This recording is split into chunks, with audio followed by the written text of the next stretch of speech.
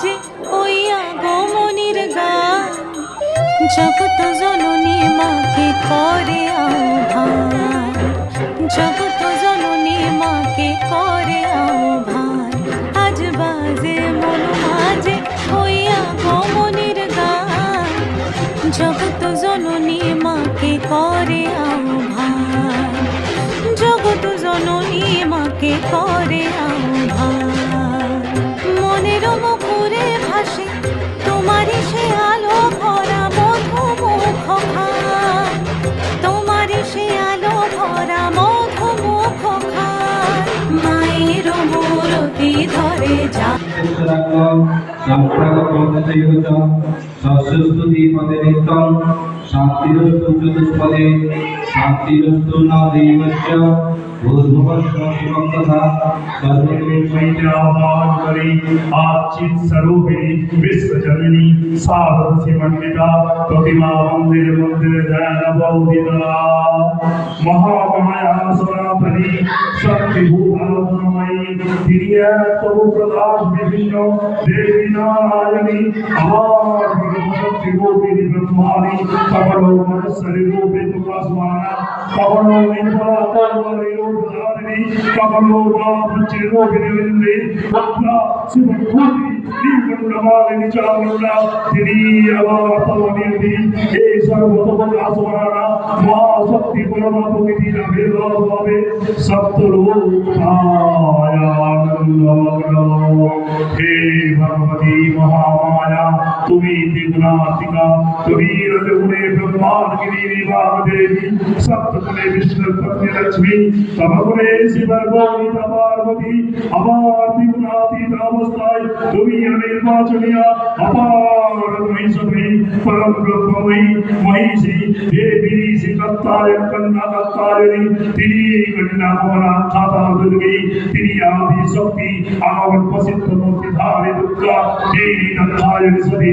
হে দুর্গা নিজ দেহ সমস্ত তেজ প্রভাবে শত্রুত হরতারে অগ্নিভরা অগ্নিলোচনা হে উষারত্নে হে মা দেবী তোমার উদ্বোধনে বাণী ভক্তিপূর্ণ রস কমলালোক সততা মেদ বিকশিত দীর্ঘদিগন্তে হে অমৃত জ্যোতি হে মা দুর্গা তোমার আবির্ভাবে ধরণী হোক প্রাণময়ী যাবো যাবো মা। পূর্বকল্প অবসানের পর প্রলয়কালে সমস্ত জগৎ চক্রকার শরীরে পরিণত হল। ভগবান বিষ্ণু লক্ষ্মী শক্তি প্রভাবে সংযত করে সেই কারণ সমুদ্রে রচিত অনন্ত সঞ্চাপরে যোগনিদ্রায় হলেন অভিভূত। বিষ্ণু যোগনিদ্রা অবসরকালে তার নাভি গর্ভ থেকে জেগে উঠল ভারী কল্পের সৃষ্টি বিরাট ব্রহ্মা।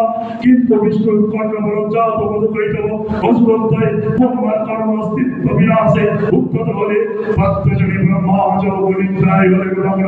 সর্বশক্তিমান বিষ্ণু বিশ্বমাতা বিষ্ণুকে জাগ্রত করার জন্য জগতের স্থিতি সংহারকারিণী বিশ্বেশ্বরী জগজ্জননী হরিনেত্রা নিবাসিনী নিরুপমা ভগবতীকে তন্মন্ত্রে করিলেন উদ্বোধিত।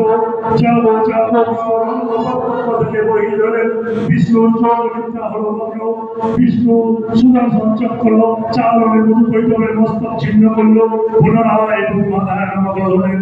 এদিকে কামান্তরে চতুর্দশ মহিষাসুরে পরাক্রমে দেবতা সাম্রাজ্য অধিকার হারালেন। অসুরপতি অত্যাচারে দেবল বিষাদ বেলায় পরিত্রাণ হয়ে গেল।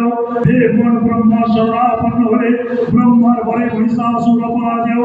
তার দ্বারা তীর্থরাজের ক্ষয় সম্ভবপর নয় যে, তাই বিদ্বেষে অবরাবিত কর্মচরী বিধাতাকে মুখপাত্র করে বৈকুণ্ঠ গিয়ে দেখলেন।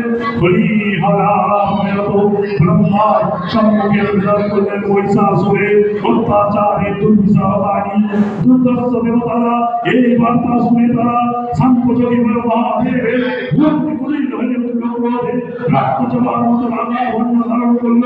আর শঙ্খ চক্রধারিণী নারায়ণ নারায়ণ ভূপতি কুলীন হয়ে উঠল। তখন মহাশক্তির আরাধনায় কখন কখন নিয়ামিত হল মহাশঙ্কর। বিশ্বেশ্বর বিশ্বজোড়ে বিষ্ণুপুত্রের বদল হতে তেজরাশি বিচ্ছুরিত হলো ব্রহ্মা দেবগণ অনন্ত থেকে তেজ নির্গত হলো সেই সর্বতমাচ্যতে পুণ্য পঞ্চম ভূতাসনের নেই তেজ প্রমাণ বিজয়ে কি নিরন্তর পূর্ণ করে দিল সেই তেজ রসিল এক রূপবতী পরমারূপবতী দিব্যশ্রী মূর্তি উৎপন্ন হলো তিনি জগৎমাতৃকা মহামায়া তারা বলে দিকে দিকে দিনাতীত হলো